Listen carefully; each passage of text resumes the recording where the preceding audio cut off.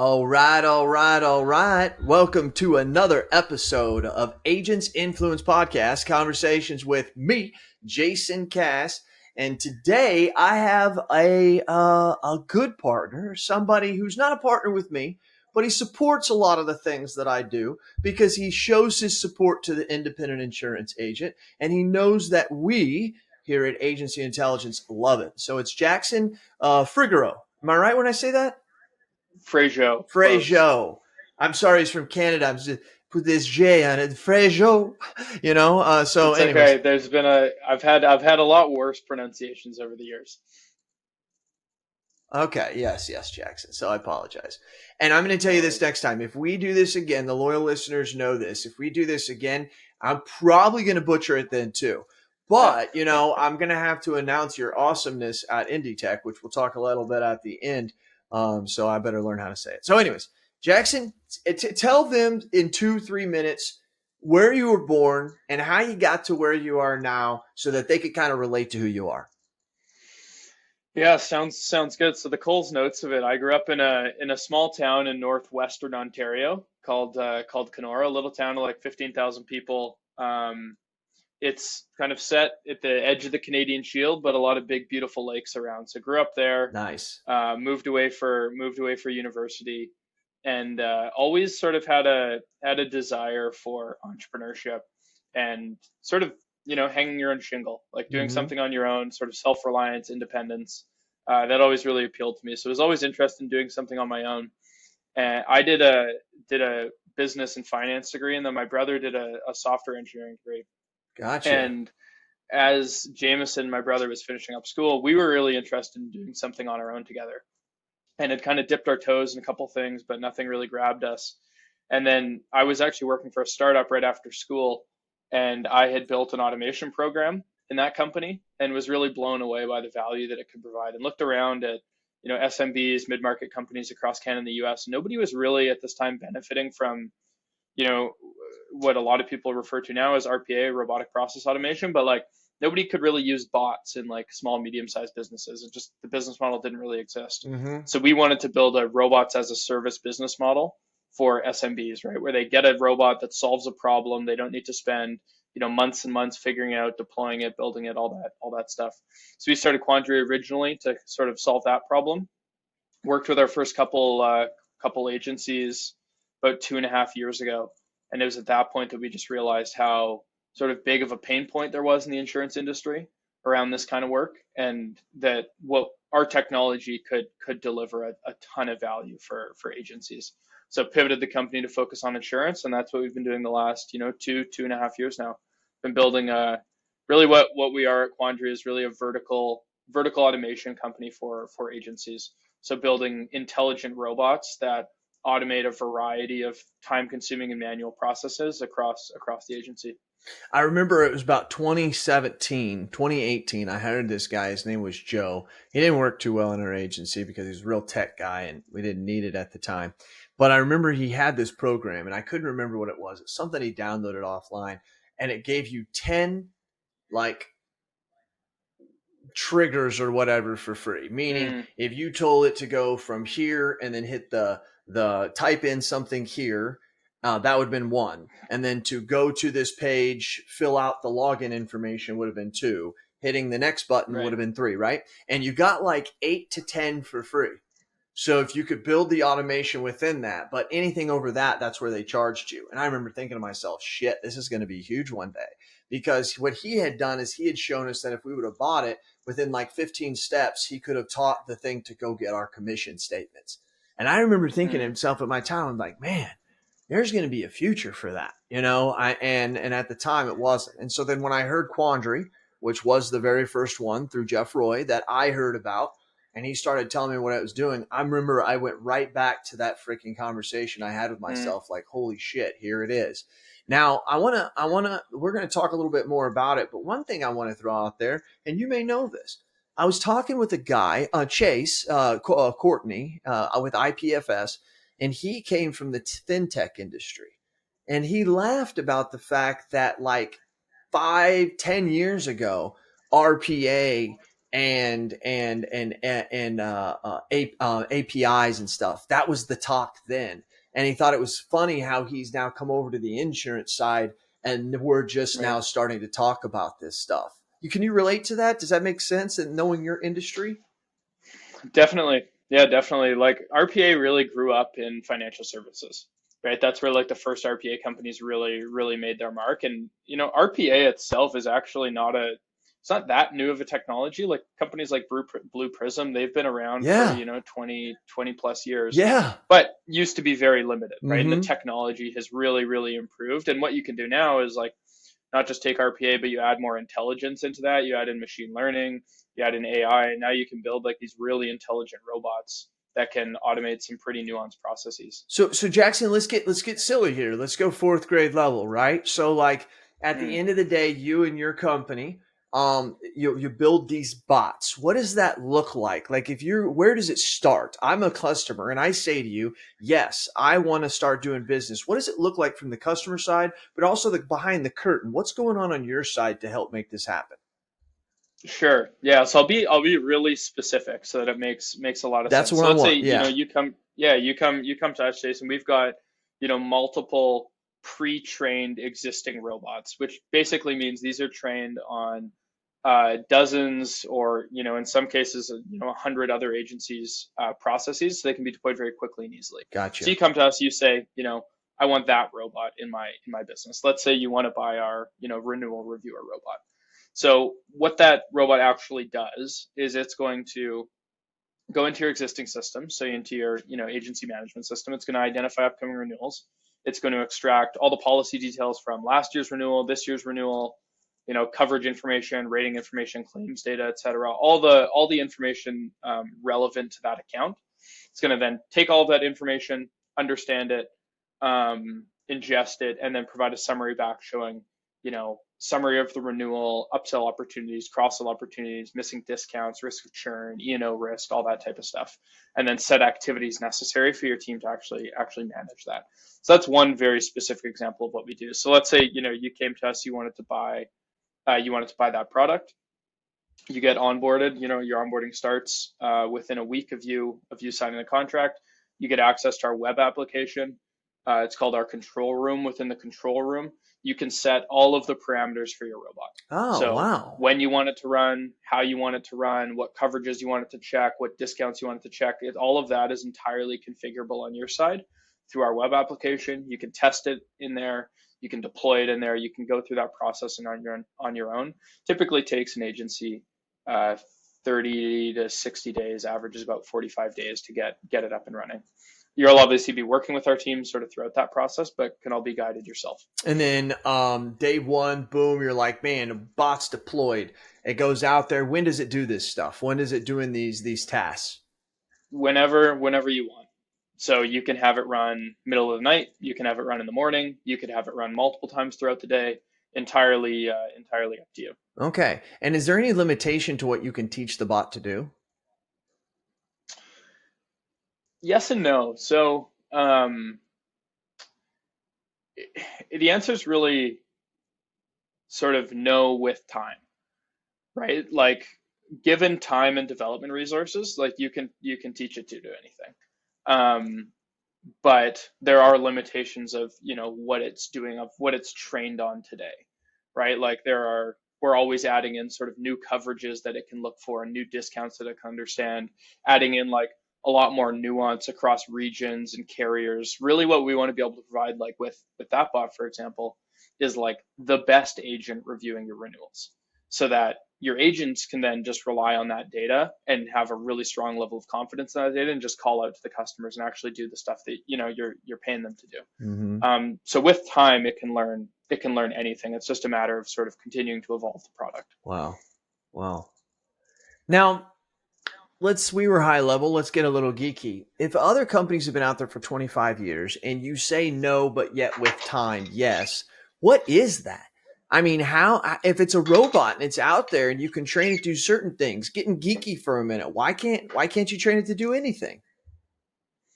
Well, you can train it to do anything. It takes time and development resources, right? So Gotcha. as an example, like what we're what we're planning on doing right now, I described sort of how that robot works, but where we'd like to take it to the next step is not only, ingesting all of this renewal data, but then if you wanted it to, based on certain triggers, to go out and, quote that in different markets. Mm-hmm. Well, then it could go out and quote that and pull it back. And then Mm-hmm. basically, it's going back, it's pulling out a quote, and then it's actually, recommending to an agent, like, here are the top 3 or here are the top 4 that you can act on.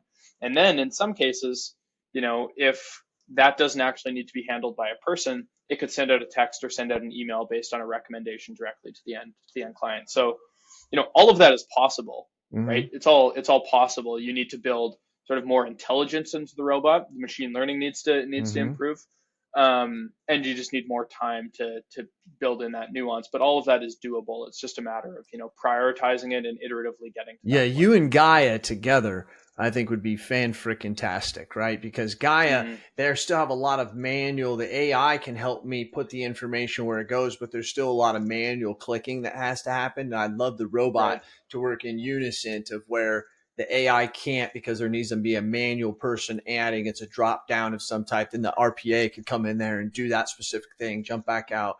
I think that would be there. Let me also explain something real quick, Jackson, to the loyal listeners. Okay, this is some part of my new content that I'm doing as I go across America, giving these keynotes and just trying to help agents understand this. There is only 4 ways inside an agency to do tasks, to get things done, to however it can be, whether it's selling a policy, to making a change, to doing commission statements. There's only 4 ways. It's either a licensed person, it's an unlicensed person, it's artificial intelligence, or it's RPA, robotic process and automation. There's only 4 ways. And I've challenged all the people I've spoke to, if you can find another way that you can get a task done outside of those, I encourage you. Now, when we start to look for that, it's just not understanding that. It's understanding the economy of scale. It's understanding that if we do it in that order, you almost can see that how you should be paying it. The most expensive task should be going to your licensed people. The least expensive should be AI or RPA, because those are things that they shouldn't be doing. And how many Mm-hmm. times, Jackson, are we hearing about this new technology that comes out? And everybody always ends by saying what you just said, which is the truth. This is going to allow your team to be able to have the conversations with your employees that you've always asked them to do. All the KPIs that you measure on your employees with cross-selling and referrals and Google review asks and whatever it could possibly be, these are things that should be automated. Oh, you want to sit around and you want to bitch about Ivans because Ivans isn't able to download everything. Well, you can sit around and bitch about it, or you can do like we do at the Insurance Alliance, and you go get some robotic processing automation that will go there and get it for you. Now, is it a crime Mm-hmm. that we have to do that? Yes, it is a crime that just doesn't automatically already work, but a lot of stuff is that way. And Jackson has come in to be able to fill that. And I think that it's being filled in a ways that it's not going to go away, right? There's only those 4 ways. Mm-hmm. And Jackson, that's the mission I'm on. We have to start Mm-hmm. looking at every task we do in an agency and say, what one of those 4, what one of those 4 should be doing that? And if you don't, Mm-hmm. number 1, your costs are going to be higher than they should be. And number 2, my people are going to be on the phone talking to Yeah. people at a higher level. And I'm beating you. And you can start to see, Jackson, this great separator that starts to come between the agents who listened and started doing this shit and the other agents that didn't. There comes a time very, very soon where they can't catch me when I'm doing this stuff and they're not. Sorry, Jackson. That's the loyal listeners. They've got to hear that and understand that. What do you think about that, Jackson? Yeah, I think it makes a lot of sense, Jason. Like the way that we always think about, I think it's interesting is how we think about our business. Like how we think about our product is allowing our customers, meaning agents, to have more conversations and better conversations. Right? When you think of when you think of an, agency 1 to agency 2 to agency 3, really what separates them from each other for their end clients is the service that they provide.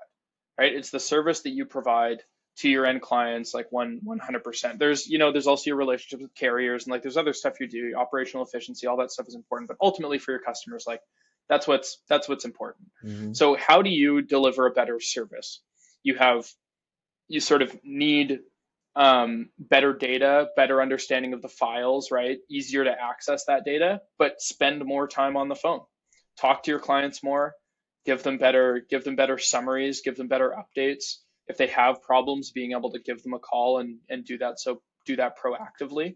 So I think you're bang on in that, like, the the agencies that can afford to have people talking to their clients more are the ones that will win. And the way that you afford to do that is by running leaner, which technology allows you to do, and using technology to get your staff away from the time consuming repetitive things so that they can focus Mm-hmm. excuse me, where they can really add the value to the end client. Man, what a And that's conversation. where you're going to win. This is not lip service, people. This is real life stuff. Um, I was going to say something about what you said about the running leaner because it is the truth, and I don't think people quite get it. It has to do with I heard Jeff Royce say this a long time ago, and a lot of people I've even heard two or three speakers who have said that they said this, an absolute lie. In 2017, Jeff Royce said this, and he said, AI will not replace agents, but those agents who use AI will replace those who don't, right? That is an absolute fact. And one of the things I even talk about, giving a little bit another hint of mine, is I break down, Jackson, a case study. And I break down the case study. And in the case study, I base it on two things. I base it on productivity and an efficiency. And I break down a case study for each. And I believe that it's doing the same with more is what productivity is. Do more with the same. If I can do more with the same, that is how I'm winning, right? But if I can use the same to do less, that's efficiency. In my opinion, Hmm. with a broad brushstroke, I think that RPA fits over more into the efficiency. And so it does to do with productivity too, everybody. I'm just for my case study, I was trying to break down for agents. And I said if you were $1 million agency, and I broke it down based on what's the average of what's the payroll versus annualized. So if you're an agency, and you're $1 million in revenue, you're probably paying about $550,000 in your cost to a person.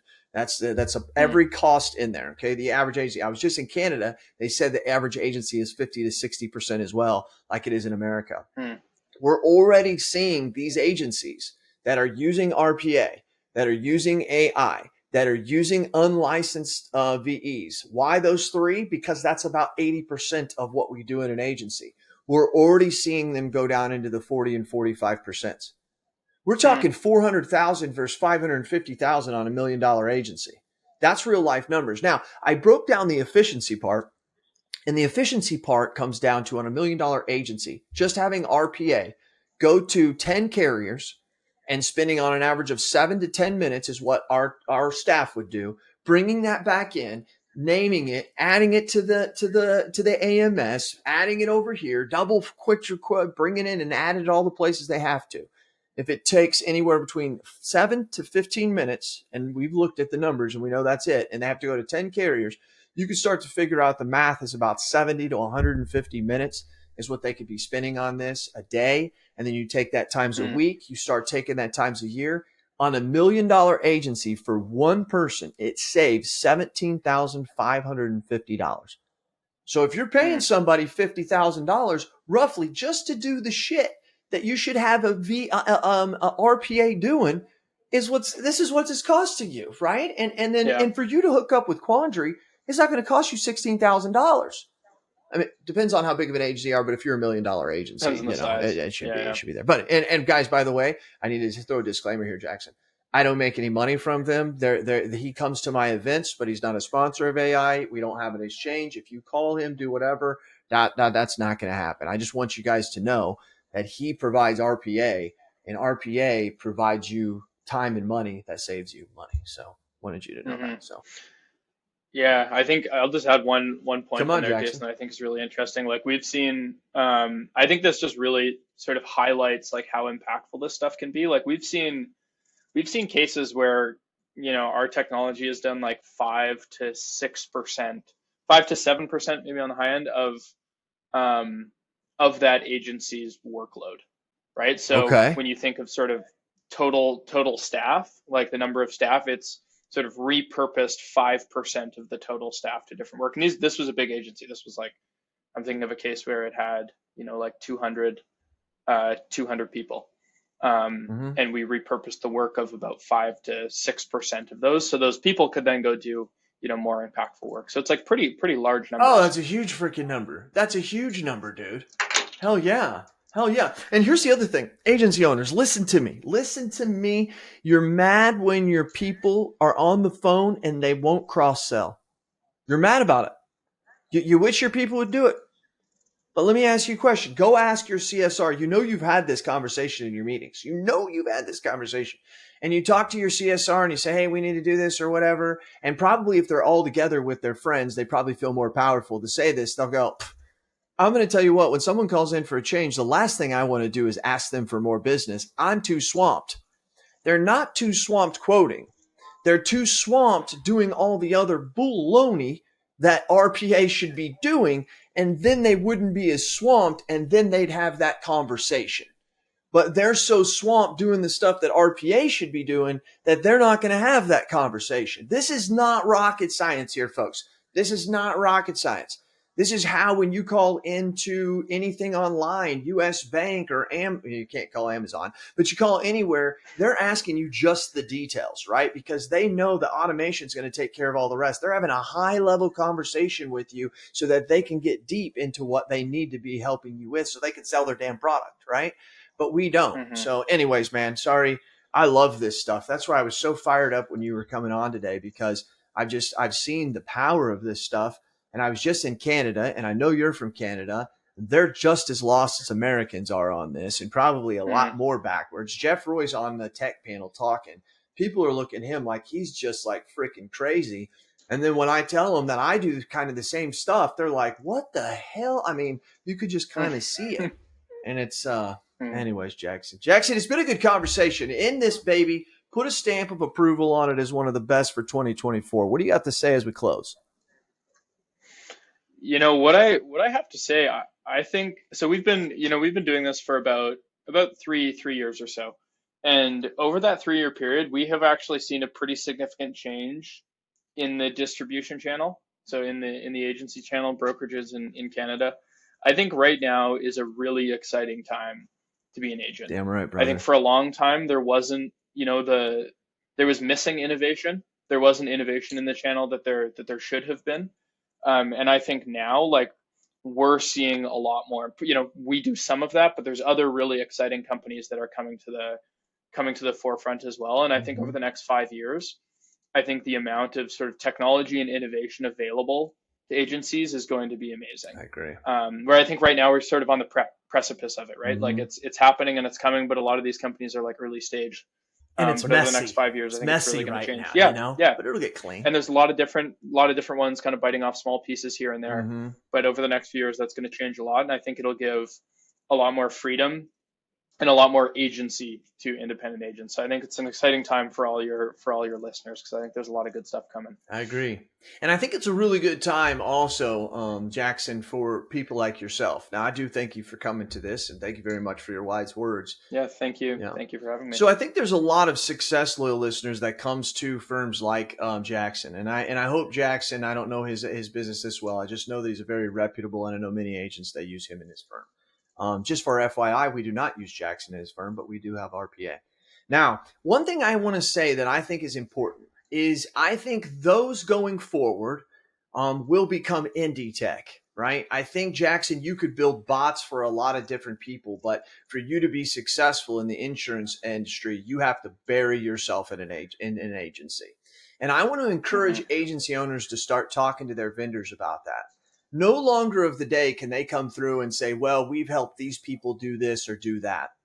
When we look at the fact of who these companies are, a lot of these that call themselves insurtechs are actually those who are helping us with products in the same, doing the same tasks or things that any sales organization needs, like CRM work, right? Lead generation work, all these different prospecting tools that no matter who you are, and they try to make us think by putting their name InsurTech on it that they're part of us. They're really, truly not. They're not indie tech. And that's why I talk about indie tech so much. And when you look at Quandri, they're indie tech. They bury themselves into the agency. What can we learn? Someone comes along and wants them to make a new bot, and they're like, holy shit, didn't even think of that, right? How can we help our other independent agents with that, right? That's what they think. They don't think, how can we sell this to Amazon? Don't get me wrong, Jackson. You don't turn down Amazon if they come. You sell this son of a bitch and you run. All right. I will not be mad at you. But anyways, the point is I think it's those. So I want you to look for, because after the sale, especially when it starts coming into this servicing, do they understand that independent insurance agents do it differently than every other industry, and we do it differently than each other? That's how difficult this segment is for us to find. Now, it is messy. There's a lot of them for you to go with, and some of them can do this, and some of them can do that. But that'll, as Jackson said, that'll clean itself up. That'll clean itself up. That's what the industry always does. But make sure that you are supporting those who are supporting independent insurance agents. That's vital. That's vital. And Jackson, did you have something you wanted to say? Yeah, I think it's a really good point, Jason. Like we have learned so much over the last few years, and there is no way that we would be able to provide the level of service and quality that we do if we served multiple different types of customers, That's right.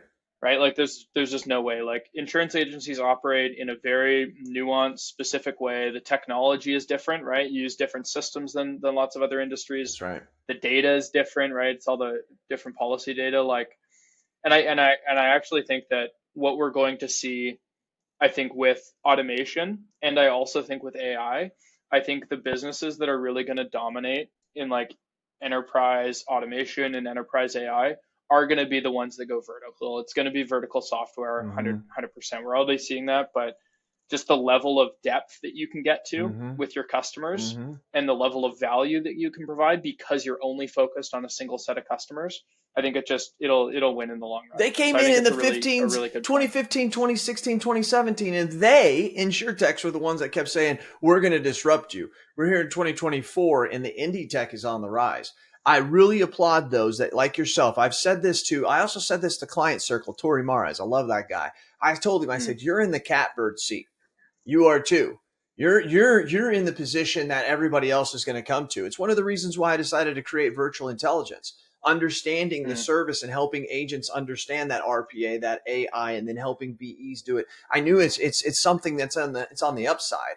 It's not on the down. So I just wanted to encourage you guys on that, loyal listeners. Loyal listeners, I'm going to get out of here because you know what I do. I do it for you. Tell me your thoughts and tell me your ideas, and I'm going to tell the world what you had to say. This is Jason Cass, and this is Jackson Fregeau. I hope I said it right. And if I, You got it. no, he You said I got said it right. Loyal listeners, aren't you just proud? it. Aren't you proud? Thank you.